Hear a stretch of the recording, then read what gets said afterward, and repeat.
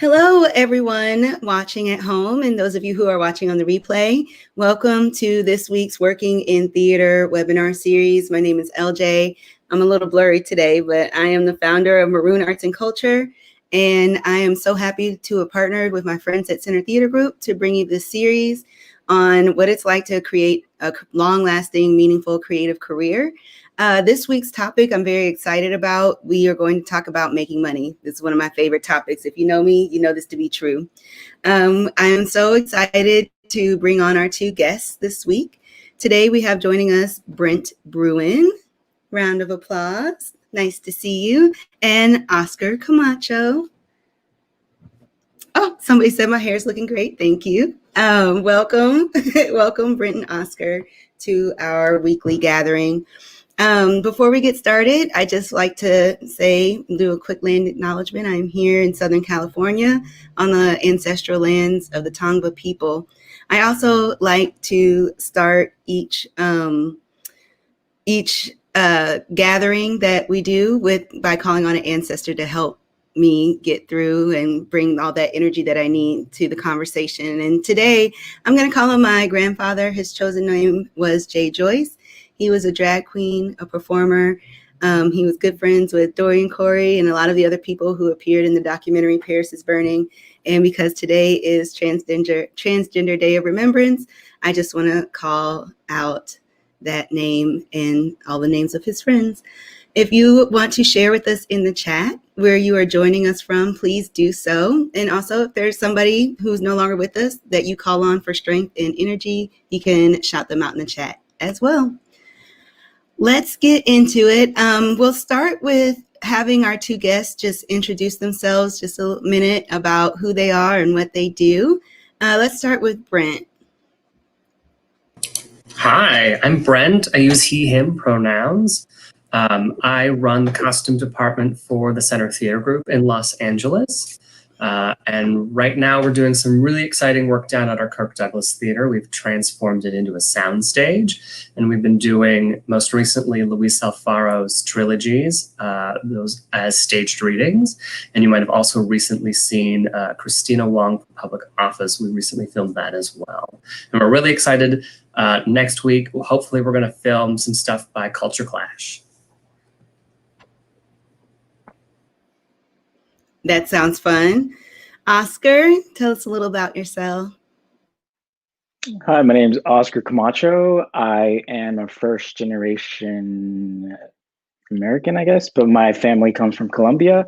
I am originally from Miami, Florida, and I'm an actor. I've been working in LA since 2014, and yeah, been working in TV, film, and theater. Wonderful. So I'm really excited about today's topic because last week we talked about how to put together a budget. And so this week we're going to talk about how do you put the money in place so that you can meet the needs of the budget.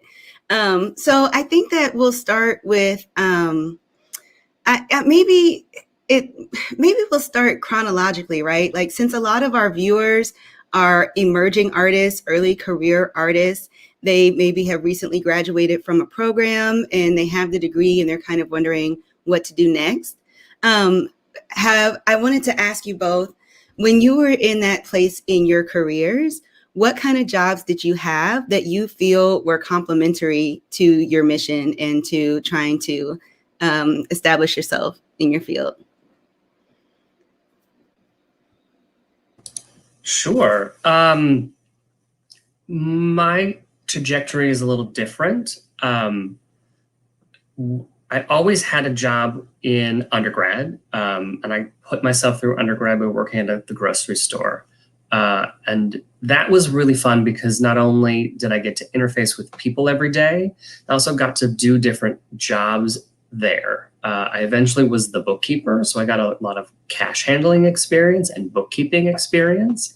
And I also was a pharmacy tech, which has a lot of compliance built into it, which was not that I needed in my current job, but knowing some of those things sort of helps your framework when you're working with other departments in a theater company. And when I went to grad school, I also then worked at David's Bridal as a dress consultant. Translatable, yeah, because now I work with actors on a daily basis, trying to get them to yes on what they're wearing. So that sort of lends itself into what I did for a career, which was fun. But every summer I would go do a summer stock theater company. I sat as a stitcher at the Utah Shakespeare Festival and ran wardrobe for 2 years. I went to the Gunkwit Playhouse in Maine and put up 5 musicals in 10 weeks and had a team of 4, and they were big musicals. So you learn a lot about who you are under pressure and how to work with other people and how to really manage your time appropriately. That's super important. And then I worked at the Santa Fe Opera. I personally believe, as a theater artist, summer stock is some of the most invaluable experiences you can have, not only for the community that you build with all of the people you're making the art with, but also because when you're at someplace like Santa Fe, you're putting up 5 operas in 11 weeks. That means you have 5 designers, you have 7 tailors and dressmakers in the room leading teams, you have painter dyers and other first hands and stitchers. It's a whole, team of human beings that you get to be exposed with that enriches your artistic life and also teaches you other skills that you may have been missing. So when someone's building something really unique and interesting across the room, you can walk over and you can talk to them about what they're doing and how they're making it, and you can absorb some of those things and try to put them into practice later on. Yeah, as many theater summer stock jobs you can do is beneficial. That is a wonderful thing. First of all, the idea that cash handling and bookkeeping experience is important. I mean, I don't know, depending on what area of the theater you hope to work in, that is the type of thing that you may not get in your program that you should probably have a little experience with. And then even, David's Bridal as a way, as an entree into the costuming world. I really love that. What about you, Oscar? Have you had any jobs, before you could just be like, I'm an actor, that's what I do, that you feel? So I went to grad school at Cal Arts, and when I graduated there, I needed a job. I didn't know what to do in it, but the reality is you need to pay bills, you need to pay rent, and you need to feed yourself. So I had a friend who was working at the nonprofit kind of branch of the school, and it's called the Community Arts Partnership Program, CAP for short. And their mission is just to teach art to underserved youth. And most of that youth happens to be in the inner cities. And so he was in charge of the theater program, and he just happened to need an assistant. And so I was like, hey, I don't know what this is about, but I feel like it can help, and I definitely need a job. So he helped me get into that world. And that eventually led to me taking over his position when he left to go to another company. And I was basically the theater program coordinator for about 2 years. And it was a great program. Just teaching arts to inner city kids, having to do with theater while still being able to make my rent and pay all my bills was an amazing and valuable experience. Yes, that's a wonderful connection, and also an opportunity to learn from somebody who has gone, has kind of like laid down some trail before you, and then to move into their position. Sometimes you got to position yourself like that in order to make it happen. So while both of you were working these various jobs, but still, working towards your ultimate career goals or what you define as success, how do you have any advice for our participants on how to balance the creativity that you need, but also the energy and the time that you need to be training, studying, auditioning, sketching, but while working a full-time job? Do you have any advice for us on how to balance those two things?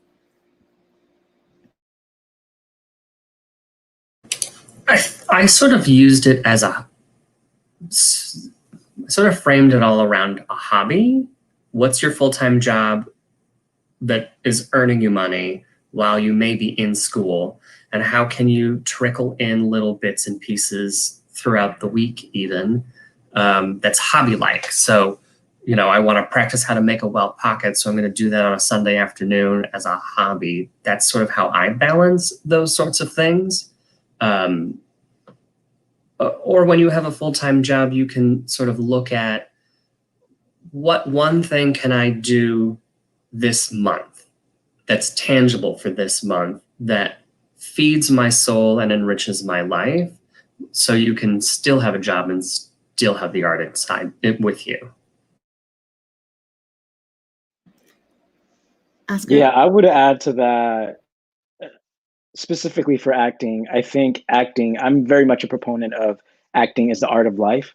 So there's nothing in this world that you're doing that doesn't relate somehow to acting. You can be an accountant working a 9 to 5 as your day job, quote unquote. And if you're just cognizant of the things you're learning in that job, you can feel that in your acting, because you never know when you're going to need that. You never know when you're going to need to act like an accountant, to audition for an accountant role, or just somebody who carries themselves like an accountant. Life and its experiences will inform you and your craft, especially in acting. So just carrying that with you and be cognizant of that everything you're experiencing in this life is a teaching moment for your craft, and that you can use and you can carry with you. And as my graduate mentor, Pam Konorik, always said, life imitates art. You have to have a life to be able to make art. So balance those things. Wonderful. That is the truth. I know that we will probably have a lot of questions from our participants today. So I'm going to go ahead and encourage everyone to start thinking about any questions that you may want to ask our panelists. Start thinking about them now. So we're going to talk about agents, unions, and other freelance gig economy things. So go ahead and drop your questions in the chat so that we can make sure that we get to them. I wanted to ask about you all's experience getting professional work, right? Like a lot of our participants are going to want to know, now you've got your training, you've got your degree, how do you actually go about booking the gigs? Do you all have agents? No? Oscar? Yeah, I do have an agent. I think it's, in acting in this field, I think it's very important to have an agent. I have an agent and a manager. We can discuss the difference between those a little bit later if you want. But for most of the big projects that are union-based, you're going to need someone to submit you. And essentially that's what an agent does, is they go up to a casting director, or they see a breakdown on a casting website, and if they feel like you can do that and fit that what the casting is looking for, they will submit you. Essentially what they're saying is, hey, I have somebody that kind of fits what you're looking for, please give them an audition. And that's kind of how it works. Yeah. How did you find? Oh, sorry, go ahead. I was going to say, I do have an agent. That agent is myself. In the world of costume construction, I have to build the relationships to do freelance and independent contractor jobs. So I'm always keeping up my relationships with designers so that when they need something, they can call me. And I always just sort of keep my name out and around as, if you need someone to make that for you, I'm always available. Yes, I wanted to ask, because I do have a friend that works in costume in film and television, and she has an agent, which I was surprised to find out that even that as a costume designer she does. But she said that, like you said, she actually finds most of her jobs herself, and that the agent doesn't give her most of her work, whereas an actor, it may be a little different. But I don't know, is it different, Oscar? Your agent, do they find you most of your work? For me, that is the case. However, I would always encourage any actor any actor to embrace the grind. Submit yourself if you find projects that you feel you're right for. Never stop auditioning. Auditioning is one of those things that you're just being baptized by fire, essentially. You won't get better until you actually do it. You won't find out what nerves you have, what insecurities you have, until you're actually in front of somebody and you only have one take or you only have one shot. And that's something you won't get better until you actually do it. So I encourage everybody to submit all the time and constantly keep auditioning. The size of the project and the scope of the project shouldn't matter. What matters is work, being able to do your craft. So even if you have a friend who's doing a small little film, don't ever think you're too good for that. Nobody's ever too good for the work. The work should always be first and foremost. When it comes to live entertainment, designers and agents, typically they're part of the IATSE Guild. As a designer, they have agents mainly to deal with contracts and to negotiate rates and availability. So as a costume technician coming into film and television, there's a standard rate. You go in as this job title and you go in as an hourly person and you accept the time frame that job gives you. Mm-hmm. So we don't really need agents that way because we're dealing with our calendar and our schedule, where I can really only work one job at a time because they're expecting me to be available Monday through Saturday for 10 to 12 hours a day. Different from costume designers that can do multiple projects at the same time because their physical presence isn't always required day to day. Mm-hmm. True. I'll just insert myself into the conversation here. I'm a dramaturg, as our participants know. And so there's no union or agent situation for people like me who work. I don't know. I exist in a very weird space where I'm at the production meetings. I'm at some rehearsals, but not all of them. I'm not on stage at all, but I interact with the audience through talkbacks and lobby displays and things like that. So yeah, for my position and probably several others within the theater, I'm sure I'm not the only one. There is no clear path on how you get gigs and how you book work. And especially with something like dramaturgy, which is not even considered to be necessary for every performance. So every show may not even have a dramaturg. I want to ask you, okay, I have a real honest question, okay? Because everybody's always like, join the union, get your agent. That's how that's when you made it. Is the pay really that much better? Is like financially, once you join that union and get that agent, are you now going to get that LLC for yourself because you're making $100,000 a year, or, whatever the threshold is? So the answer is a little, at least for the Screen Actors Guild, there's multiple answers. So the pay is better. The contract is always guaranteed and there's a set minimum. So for most projects out there, the pay for union work will always be better than non-union work. However, as is acting, the key is just to book the work. I can't speak about design, but I can speak about the 705 hourly employees. Oh my gosh, the pay rate is so much higher. I think this is public. A cutter fitter makes $42 an hour, period. Nowhere in Los Angeles for theater is that a rate that we can afford to pay anybody. So yes, the rates are higher. Because you're at a 705, you're an hourly employee, you get taxed at that hourly employee bracket, so you don't need to set up corporations for yourself.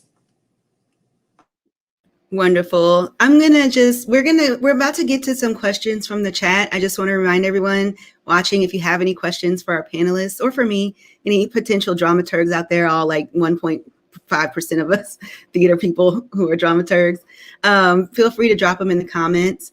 And we're going to get to some of the questions in the chat in a minute.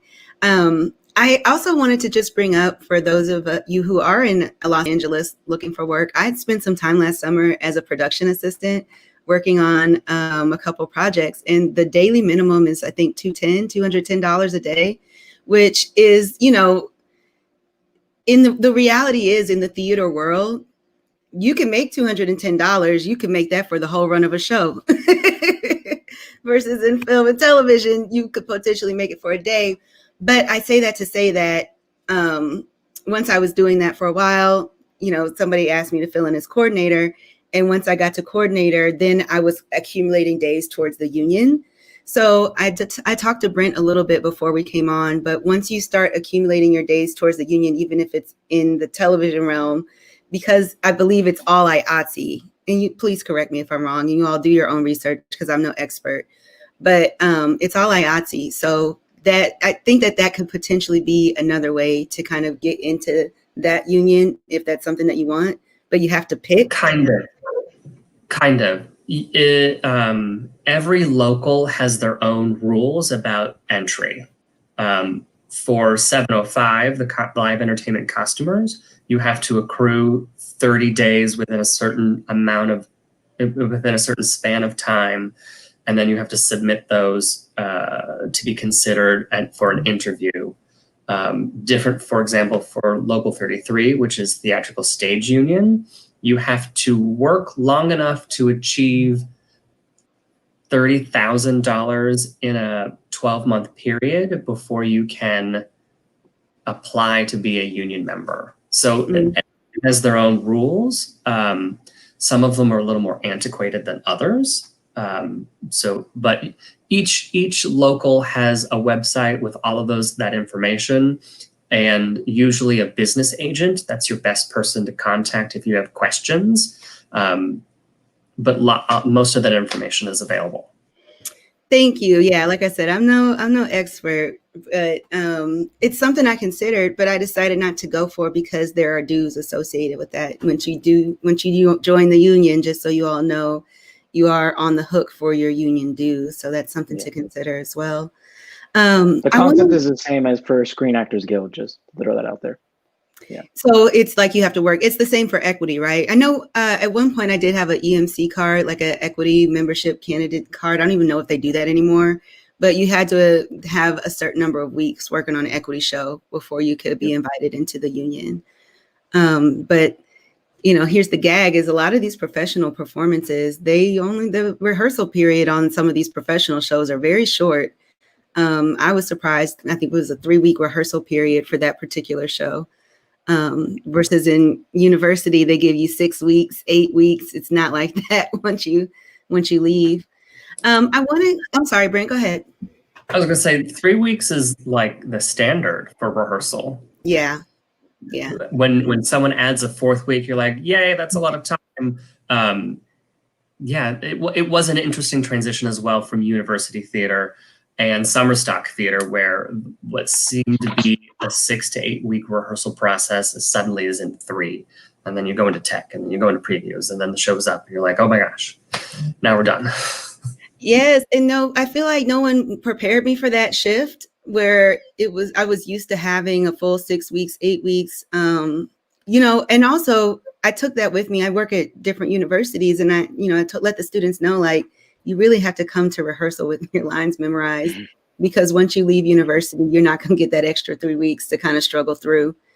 So just a note for all you actors out there, y'all show up to a rehearsal with your lines memorized.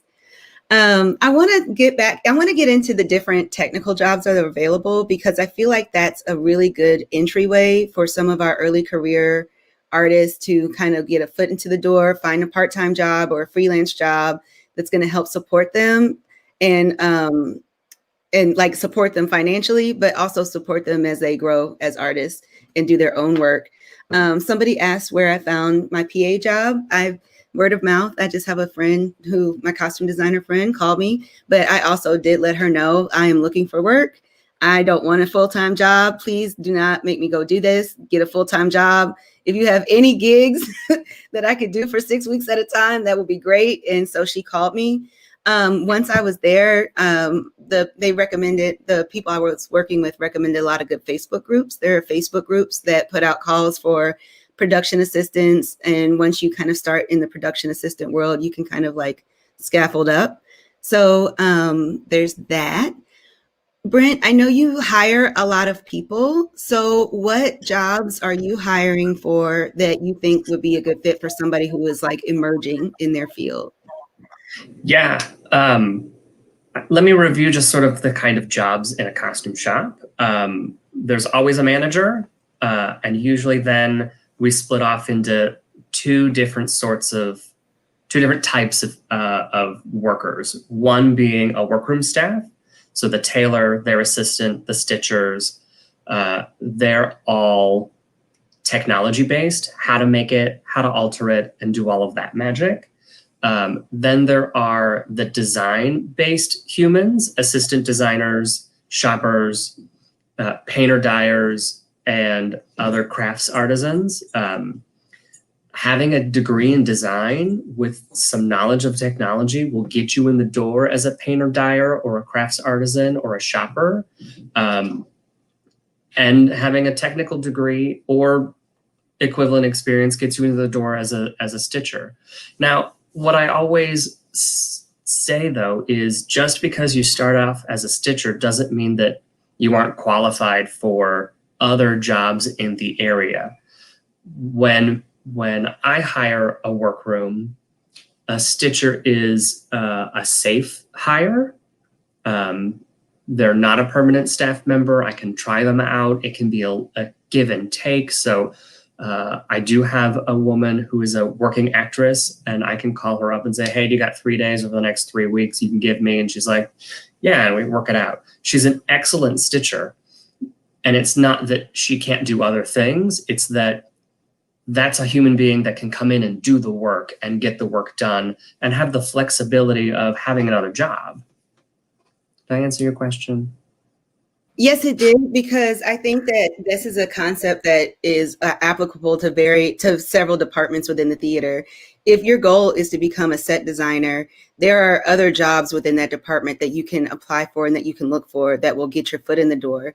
And then we all know that it's all about who you know. So once you meet somebody in that department, they will call you back to work on other jobs. So keep it professional, be on time, and do your best, and you can grow your career from there. There's a lot of great places that you can start. I think I'm really into art department. I really want to get into the art department side of the film world because I like to, paint and draw and do things, make things with my hands. And it's good money because dramaturgy money is not good money. Let's take some questions from the chat. Sophie wants to know, what made you decide to go to grad school? So when I was in school in undergrad, I went to undergrad in Penn State University. And so I knew I wanted to be in LA because I knew I wanted to give film and TV a shot. So I needed kind of a reason to be out here. And I also felt that artistically, I just needed a little bit more time to mature and kind of get a little bit more life and experience and training. And so those two reasons are what led me to audition to go to Cal Arts. I thought it was the right place for me. It was close enough to LA, but the program was conservatory based. So it gave me that time and extra training that I felt like I needed at the time. And that's a decision that everybody has to make for themselves. It might not be for everybody. But that was basically my train of thought. Mine was similar. I went to an undergrad where you got to do every job, which was fantastic. And I sort of found myself, I wandered late into the game, into the costume department, and became fascinated with this idea that you can make patterns and engineer engineer fabric. That was so interesting to me. And my professor encouraged me to go to summer stock to go sit and learn and be immersed. And then I got to see a professional shop and got to see there are more than one person in the costume department making things. There's 20 people coming together collectively, bringing different skills. Well, I wanted those skills. So I went to grad school so that I could really hone in on the construction skills. Little did I know, my passion was actually for management and not for construction. And so that opened up a brand new world of a different job that I didn't know existed. I didn't know costume directors were jobs that were out there, and people who made plans and schedules and, you know, linked everything in together. And that was fantastic. And I went to grad school so that I could really hone skills that you can't really get unless you are an apprentice. And our apprenticeships are not really widely available in the States. You have to go abroad for that. So I thought the best path for me was to go to a grad school. And grad schools are a personal choice. You should always make sure that that's what you want to do. It's very rigorous and very intense. And that direction and path is not for everybody. I know for me, I went to grad school for a couple of reasons. I went to grad school to buy myself a little time because I was teaching middle school theater, and I had been doing that for a few years, but I knew that it wasn't a forever choice for me. And but I was also in Texas, and I was feeling really limited in terms of like what I could do with the theater career. So I was like, well, if I go to grad school, maybe I can find some answers for myself. And which I did. I had never even heard of dramaturgy. I got a bachelor's degree in theater. I had never heard of dramaturgy till I got to my master's program. And I looked back on my career, and it turns out that I had been a dramaturg the whole time. I had been critiquing shows.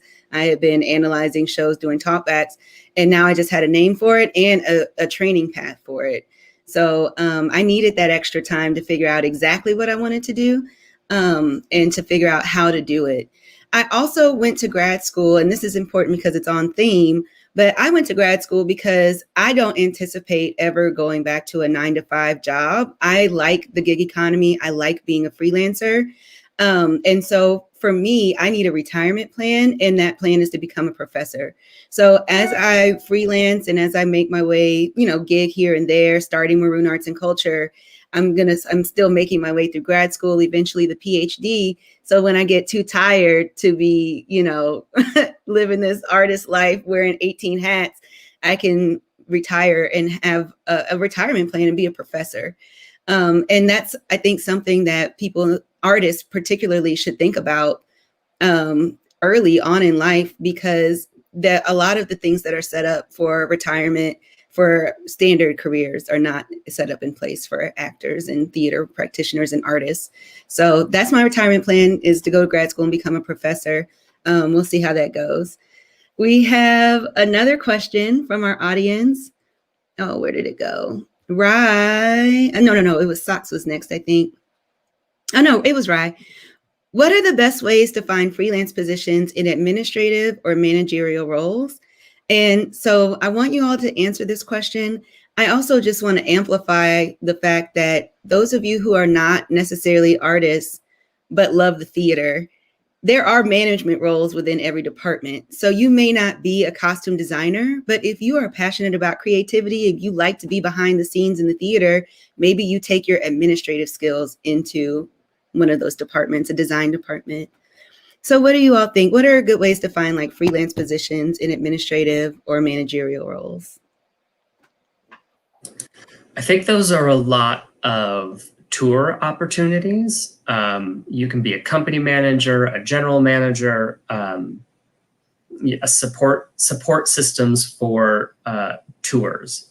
I don't know if there's a lot of freelance positions at LORC theaters or big established institutions because they run full year. You can probably also find some freelance administration jobs at summer stock. because those are seasonal and those people come and go. When we talk about freelance, we are talking about having a non-steady job, which means I take this job for 3 months and this job for 6 weeks and that job for 4 months and this job for 2 weeks, and it's all over the country. It could be all over the country. It could be just in California. Freelance is working for yourself mainly, but being paid by an organization. That's my interpretation. Yeah, I think that's accurate interpretation. Oscar, do you have anything to add on freelance positions? Yeah, I think as an actor, and I think freelance, you're always an independent contractor. You know, it's especially in acting, you're going into a partnership with the studio for the most part. You're not an employee of the studio. If you're doing a TV show or a film, you're going into partnership with them. So that's kind of the main difference. Yeah. Wonderful. We have a question for Oscar. Socks. Actually, no, Brent, you said that you do have an agent too, but Socks wants to know, does your agent earn money from gigs that you find and book yourself, or just what they connect you with? That's a great question. Yeah, so I think that's a very personal question, and every actor is going to have a different answer for you. My personal answer is yes. I always pay my agent their 10% fee, whether they got me the job or not. Most of the time, I would say 99% of the time, they find me my work. On the rare occasion that I happen to know somebody who's doing something that wants me to do something, I still give them the 10%. Professional courtesy. I just think networking is such a big part of this industry, and it doesn't cost you anything to just keep a professional relationship and to have somebody on your side, as opposed to risking that relationship going sour because you didn't want to pay a 10% fee. Yeah, that's my way of thinking. I know there's different ways of going about it, and everybody is entitled to do with their money as they choose and believe is best for them. That's just my way of going about it. Mm-hmm. I have a question, Oscar. Would you say that when you do book your own work and you pay your agent your fee, do you have your agent handle all the contract negotiation for those works? So it's not for sure. Yeah, so it's more than just I found the work and giving them a fee. It's also you hand over the administrative work to that agent, and they can handle all of that. Yeah, that's a really, really good point. And also you have to keep in mind that even when you're not booking work, your agent is still, or should, a good agent will always be working for you. You don't know how many calls she or he or they have made on your behalf. And they don't decide whether you book the work, and neither do you, honestly. But that doesn't mean they're not working for you. And that was a great question. That's a great question, because it's a question of professionalism, right? And I think so, yeah. And staying true to your word. Just a reminder. And it's always just 10%. It's never, they get paid when you work. So you should never pay an agent if you're not working. And it's always a 10% of the work. It's never, I've heard of people paying more, but that just sounds shady. And it's not the norm. It's not the professional practice. Y'all, do y'all have any, I was going to ask, do y'all have any advice for avoiding shady scams designed to take advantage of early career artists?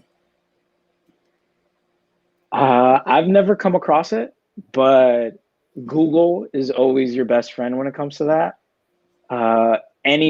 Most reputable agencies and managers will have some kind of internet footprint, so to speak. So social media, the website, Facebook, they'll have something. IMDb Pro can help as well with that. You can see the agents on there and who represents who. Yeah, most of the stuff you can find online, and never You should never pay your agent like a monthly fee or something like that. Never. But on the other side, when you're working with designers and theater companies as an independent contractor technician, first of all, you need to know what value you bring to the work so that you are pricing whatever you're bringing in at the appropriate rate, not only for yourself, but for the theater organization you're going to. And to protect yourself, always submit a bid so that the money up front is approved. If that's approved from a bid, submit 50% and require 50% upfront. Because if the theater closes down, for example, in the pandemic, and you're halfway through that job, they're not going to pay you to finish it. But if you were paid up front first, then you get half of what it is that you needed. Yeah, I'm a stickler on figuring out your rate. I've had a couple of people ask me over the past few weeks, we've been doing this, how do you decide how much money you pay yourself, as you make a budget and, as, you just kind of look at your bills and decide how much money you need to make. It is what it is. If you could just, artists are usually so just passionate that if they could give away their art, they would. But the reality is the rent is too high and you got to pay it. So, you have to make sure that you're setting a fair rate for yourself and give yourself room to grow. You don't have to set the most expensive rate that you see out there on the internet for somebody who does what you do. You can start someplace that's going to get you the job. And then allow yourself some room to grow into that. Also, too, I had to change my rate because I graduated with my master's degree in May. And so I had a rate for dramaturgy, and that was just the rate. And then I graduated in May, and I realized that I was still charging the same amount, even though I have now an additional credential. So you have to remember things like that. In addition to that, you also have to remember as a young artist, even if you do have a master's degree, that might bump your rate up slightly, but not astronomically. Mm-hmm. Or your tenure and scope of work in your lifetime as a technician, that's what increases your rate. So that you can say, I've done these projects with these people. The thing that you are receiving is at this caliber and at this rate. If you'd like that to be a different caliber, then that's a different rate. Yes, and there's plenty of resources. I know that Patricia a few weeks ago shared the Artist U website, and that has a lot of really good resources on there for, picking a rate for yourself and charging an appropriate amount. Somebody was wanting to talk through the process of acquiring a manager and agent, but Camille said that Oscar actually went in depth on that over the summer. And so I think she's going to put that link in the comments. So if you are wanting to go back and revisit that panel, you can see it. Annie had a question about taxes, having them taken out immediately from your paycheck or wait, and the pros or the cons. I'll just jump in and say that if you are a freelancer, meaning that you are a 1099 employee, then you have no option. There are no taxes taken out of your check. You're responsible for the taxes on that income. So you don't really get a choice. When you're a part-time employee, when you're a full-time employee, also, there's no really a choice. The taxes are going to come out. You do get to say how much you want taken out, and if you want any additional taken out. Do you all have anything to add on that? Yeah, you should remember what you're getting paid if you're working at multiple places. For example, if at one gig you're getting paid at $18 an hour, that actually is a different tax bracket than if you're being paid $30 an hour.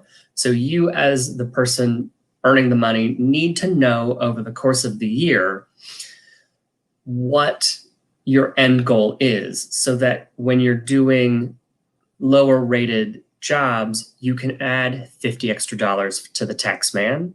And maybe that's just a savings account that you're sending it to and you get a big tax refund at the end. But you don't want to be caught at the end of the year owing $2,000 because you forgot that you were actually being taxed at $60,000 a year, and you did all of these things that were different rates. Do you have anything else to add on that, Oscar?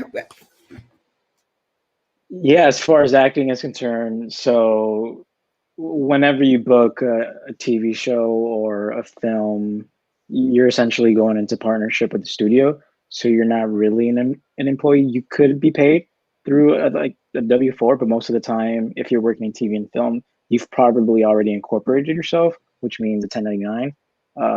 And so my suggestion is always to keep strict bookkeeping and have a really good accountant for your Yeah. taxes. And if you're in need of an accountant, last week, Richard was on and he gave us some information about his tax business, and it's in the Padlet. So you can access the Padlet and see that as well. Remember, if you have any questions, drop them in the chat. I wanted to go back to summer stock because that's always something that I wanted to do, but I never did. But if I could go back and change anything about my transition out of undergrad, I think I would try to do that, or maybe even while I was in undergrad. Can you tell us a little bit about what that is and like the experience that you get? And can you tell us how much does it pay? Can you make money doing that? I love summer stock. There's different kinds and different types of summer stock theater. For example, the Santa Fe Opera, world-class opera company that only operates in the summer. It's a summer stock, but it's not the same as what an actor might think of as traditional summer stock theater that are on the cost contracts and things like that. I went to a Gunka Playhouse. It's a beautiful place in Maine. We put up plays in a barn. It was fantastic. You have to remember when you are young or emerging professional, what are your bills and what can you throw into storage so you don't have to pay rent for 3 months, so that when you do take a summer stock job that pays you $600 a week, are you actually making money now? Because your expenses are lower and you're not having to send half of it home for rent. So you always have to remember that is something to consider. What are your bills? Where am I going? What am I doing? Do you make money at the Santa Fe Opera? Is it one of the most valuable experiences that I've ever done? Yes. Got me the job that I have, actually. Yeah, summer stock, do it. You make money, you kind of don't. You make fantastic friends, you make fantastic theater. It's where you really hone skills and crafts and relationships and have lasting friendships for the rest of your life. That is so wonderful. I always wanted to do something like that, but I always felt unable to because I had a full-time job right out of college. And so, when you're in school, it's like school, school, school. And then in May, you're kind of free to do whatever you want. But once you get into that full-time job world, it's different. Somebody was wanting to know, what are the qualifications for summer stock? Can you sew? If you can sew, you're qualified. It's really the playground for emerging artists. Some places have high caliber costume departments with an apprentice program, so that you may be just done 1 year of freshman year in college and love it so much that you're still learning how to do a pant hem, but you get sent to the opera, or you get to go to the opera as an apprentice, and you learn all kinds of things. So qualifications for summer stock are different. They're meant for young people to come together to learn their craft. And when I say young people, I mean emerging artists, because you can be a young artist and be like my best friend and not a traditional student. I also want to just, since we're talking about how to make money so that you can make art, I'm always here to encourage young artists to become educators and teachers. It's not something you have to do forever. I did it for 5 years. I probably should have done it a little shorter than that. But when I signed my contract as a theater teacher in Texas, so it could be different depending on where you are. But when I signed my contract as a theater teacher in Texas, it was for 187 days.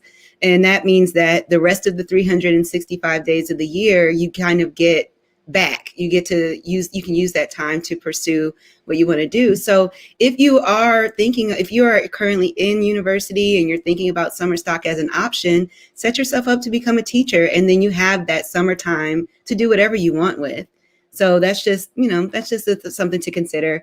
I know people are always like hesitant to go the education route because, they don't like kids, especially in this current environment when it's all so crazy. But it was one of the most rewarding experiences of my life. It's one of the jobs that I had that I feel truly prepared me to be a full-time artist.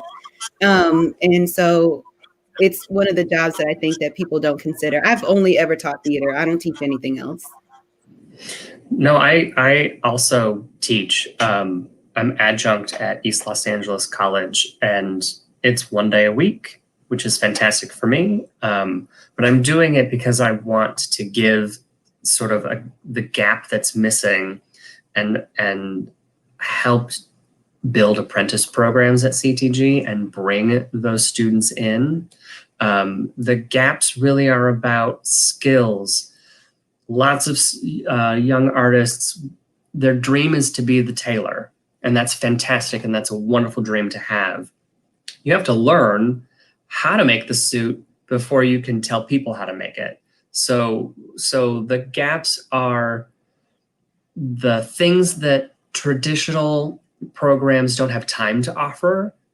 So I've been building sort of this professional development series where graduating students or working career professionals can come back in, refresh some skills, or learn the thing that they didn't have the opportunity to have learned before.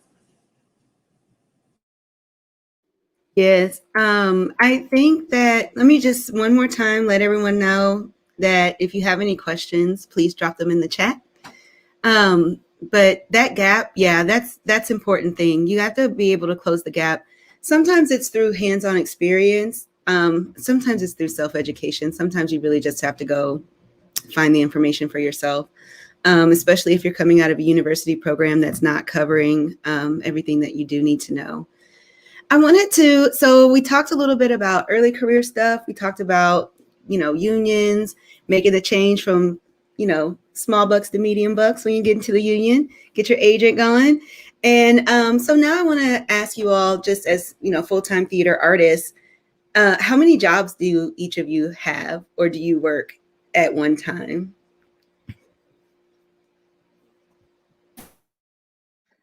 I live off of acting, so I'm just a full-time actor since 2000, since the end of 2016, like December.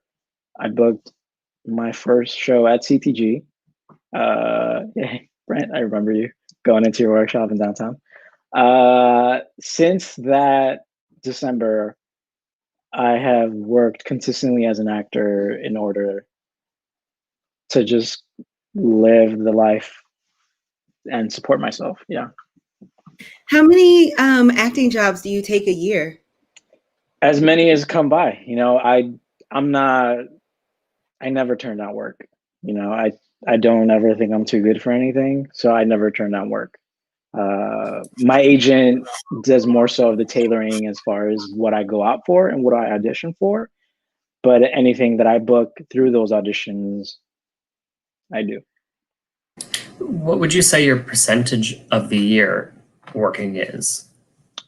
What do you mean? Like, do you work 48 of the 52 weeks of the year, or you work at an 80% of the year? If we're including theater, voiceover work, on screen, film and TV, I'm working. I mean, it varies by every year, but I'm consistently working at least twice a month. Yeah, that's good information, right? Because for my actor friends out there, you're an actor, but you could be a stage actor, film actor, voiceover actor, commercial actor, all of these jobs, you got to add them all up so that you can make it full time. That's important. Brent, how many jobs are you working? While you answer that, I'm going to actually go off camera so that I can plug in my laptop really quickly. Yeah. I have a full-time job, 52 weeks out of the year. I do that. I also teach one class every semester, and I take on 8 to 12 freelance gigs in a year, ranging from, making a suit for somebody up to, a set of dancing showgirls. So it all sort of does it. But I take on the freelance work because my 9 to 5 is to be a manager. And that doesn't serve my creative needs. So I freelance as a technician so that I can be making things. Yes. And so that's another thing too. You have to add that up as well.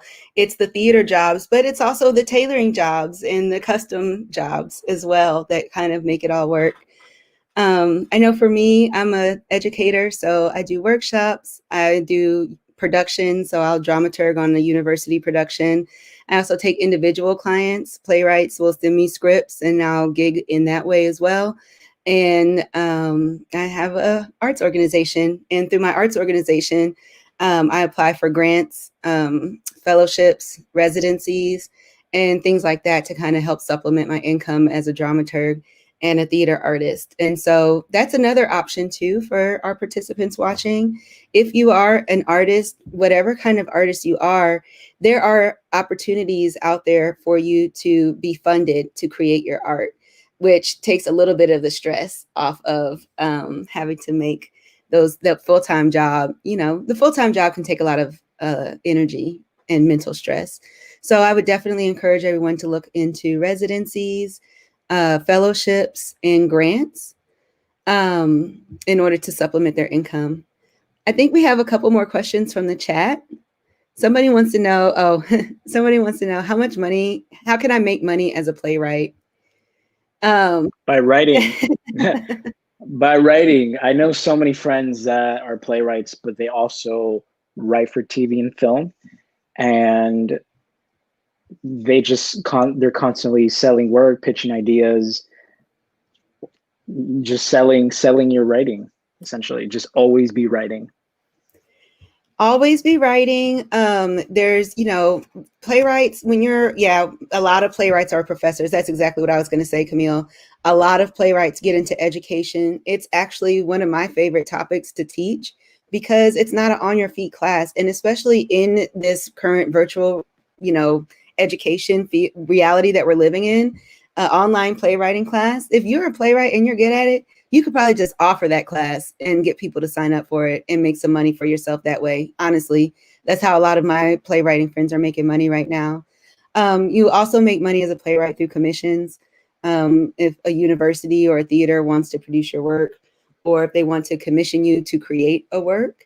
I would also say copywriting. If you are looking for a day job or a gig to supplement your life as a playwright, I would look for copywriting jobs, editing jobs, script coverage jobs. As a dramaturg, I do a lot of script coverage for institutions, but also for festivals and things like that. Some of them are volunteer, so make sure you ask first to see if they're paid. But yeah, that's another way as well. Does anyone, I'm just going to put this up here. There are probably fewer than 10 playwrights in the US who make their money solely from having their plays produced, if that.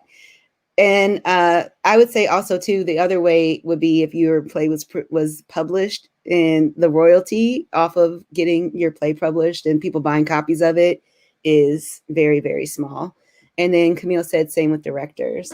So this is another reason why this conversation is so important, because we want you to become playwrights. We want you to become directors, but we also want you to be able to pay your bills. And so if you have honest and true information, that the reality is it's hard to do those two jobs full time. It really is important for you to start thinking about what you do in the rest of the time so that you're not pouring all of your energy into something that's going to take away from your creative pursuits. Look up the playwright Tracy Letts and look up his tenure and his history. You'll sort of get an understanding and an idea of how long it takes for a playwright to make money off of being a playwright. Tracy Letts is a great example of how to do that and how to be a professional playwright. Wonderful. That's August Osage County, right? Yes, that's such a good show. Yeah, if I can find that, I'll put it. If I find that, I'll put it on the Padlet. Yeah, someone was like, "Yeah, thanks for the frank discussion," because someone else was wondering, how do you make money as a playwright? You become a teacher or an educator. That's the best way to do it, honestly. Also, too, as a playwright, if you have short plays that are age appropriate for children, you can sell them directly to theater departments. I have a friend, we write kids plays and we contact theater teachers who are always looking for shows for their students and sell them that way as well.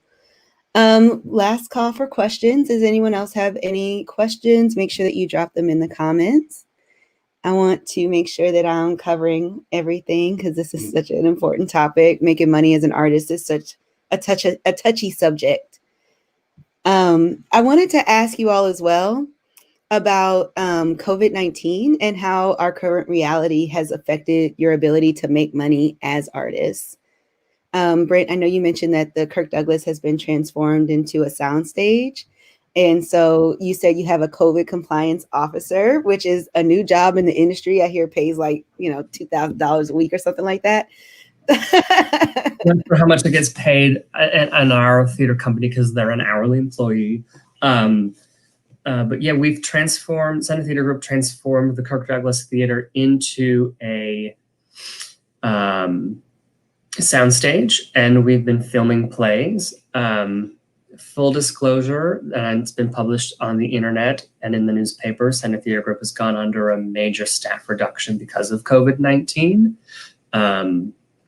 So when we're producing these shows at the Douglas, I am the sole costume department from head to toe. That means I'm having conversations with the directors and the designers about their vision, and then I personally execute that vision, either going out and shopping it myself, pulling it from stock, setting up Zoom calls with performers to go through wardrobe looks with them, loading it into the theater and then running the show, cleaning it up and putting it away.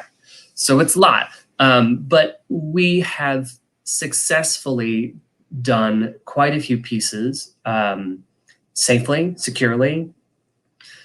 We follow the SAG-AFTRA Safer Way Forward, plus some more stringent rules that we've put into place, mostly because we film for longer periods of time unmasked. So we take more stringent and stronger precautions to make sure that everyone in the building is safe. How's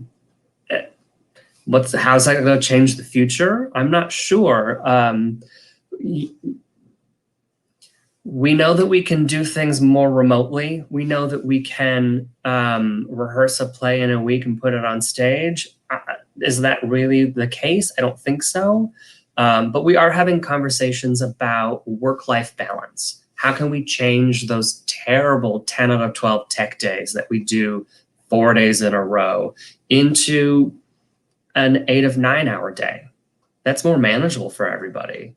And do we add more? Maybe not. So we are really looking at what is the technical rehearsal process look like, and what does the preview performance periods look like, and how that could change. What is the hours that you just said, the 10 out of 12 and the 8 out of 9? Can you tell us what that is? Yeah, so for theater and equity rules, we do what's called a 10 out of 12. So in a 12-hour span of time, usually noon to midnight, we can work a total the performers can work a total of 10 hours. So that means there needs to be a certain number of breaks. There's a certain length of time that they can work on either side of that. One more follow-up for you, Brent, and then we'll talk to Oscar, because I know that the acting field is completely different now. But do you find, since you do a lot of hiring, have you found that you're hiring more part-time and freelance people because you have less full-time people? Does that question make sense? Are you asking since COVID hit or in my tenure at CTG? Oh, well, now I'm asking both. Okay. I do not have the budget or capacity to hire any staff members currently. Mm-hmm. We are operating at a different way currently. We're really excited to ramp up next season, which we've announced for August of 2021. And once we know what our entire season is, we'll be really anxious to get our staff back in the room and start making art. For real jobs that are permanent pre-COVID, we started as a department of 3 back when I started, and we were 3 full-time staff members and probably 8 freelance staff members coming in, some of them being independent contractors, some of them being actual hourly employees. And over the years, I have combined jobs. So I've taken an assistant designer that used to be project-based, and I've added a component to that job, which is being a crafts assistant. Now I have a full year job for that person, and I can hire them on as a permanent staff member. I've been able to do that with the tailor and the second assistant. And over the years, that what that does though is help institutional continuity and structures, bringing in a new set of stitchers and first hands.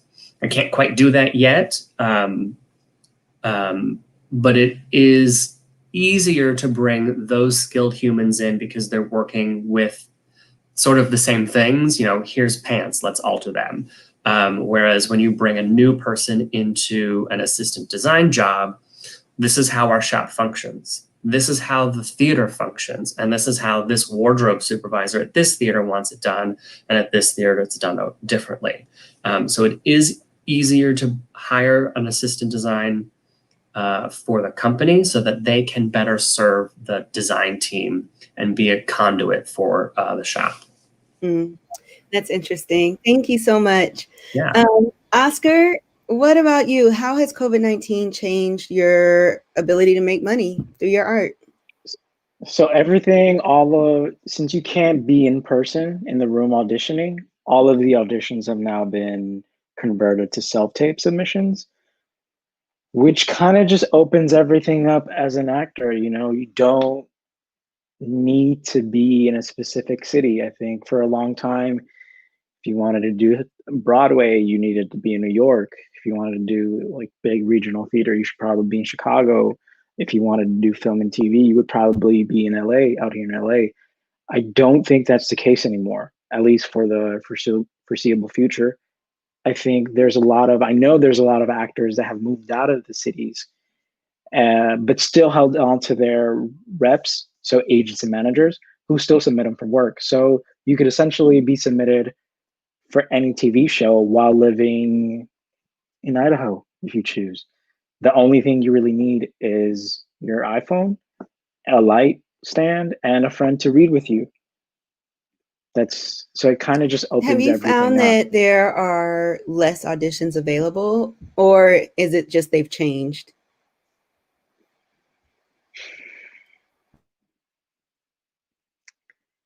I don't know the answer to that question. I think for me personally, I think everything's back to normal. I'm auditioning once, twice a week. That's normal. That was normal for me pre-COVID, and we're back to that now. However, I talked to some friends in New York, and they're having a little bit of a tougher time.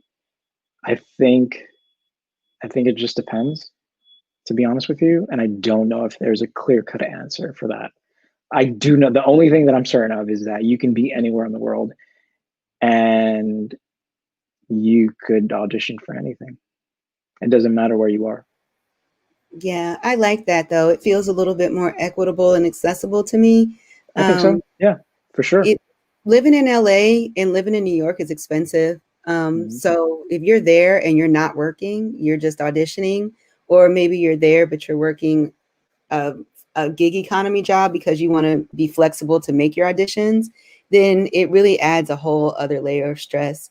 Yeah. I always feel like It this. adds like just one more thing. It adds like another technical layer that you should learn, setting up your light stand, setting up your camera, because you're doing that yourself. It's a lot of trial and error.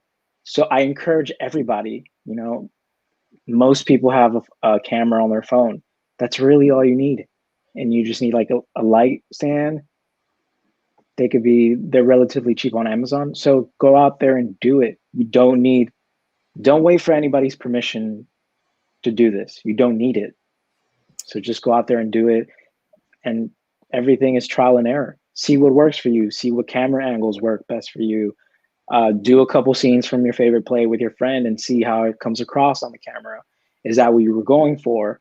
Just play around with it. There's no reason why, if you consider yourself an actor, there's no reason why you shouldn't be out there doing it right now.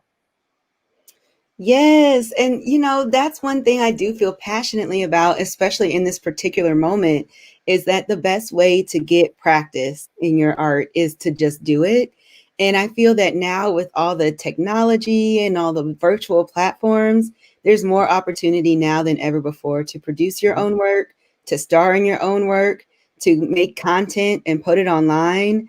And you could maybe, these are all the things that we've been discussing have been pretty classic and traditional ways of bringing in money as an artist.